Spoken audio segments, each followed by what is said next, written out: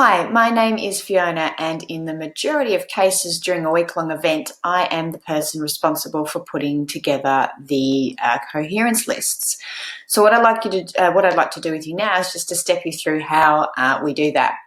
So about 2 weeks before the week-long retreat that you're attending is due to occur, you'll be sent an email from Encephalon and possibly your team leader with a link to fill in an application to apply for a coherence healing. Simple application, please put in your first and last name, and please make sure that they match the name that you used on your registration.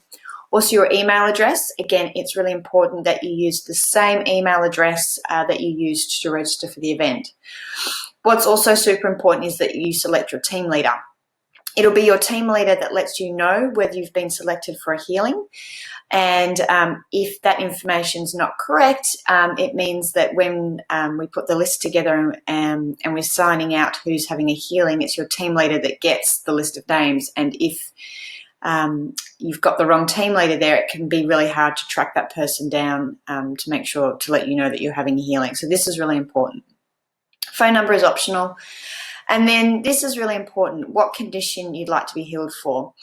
Not necessarily more information is the better. Be really succinct. So if it's a physical condition, say like multiple sclerosis, you would list multiple sclerosis and any of the symptoms that you have from it. So say dizziness, trouble walking. If it's a digestive issue, anything like that. I don't need the full story of how it happened or the history. But what's really useful is just the condition, maybe the severity or the symptoms that you experience due to the condition, and then any extra information that is useful from a medical standpoint.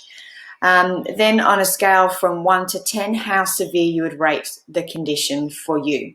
10 being it's severe and it's impacting your ability to function day to day, and 1 is it's having very little impact on your function day to day.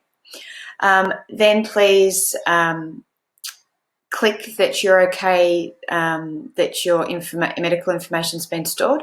Please know that I am the only person that sees your medical conditions, and I use that information to prioritise who needs a healing and who doesn't. Your team leaders are only share that information if you give me permission. And yeah, it's all really private and stored and confidential. So that's all really safe.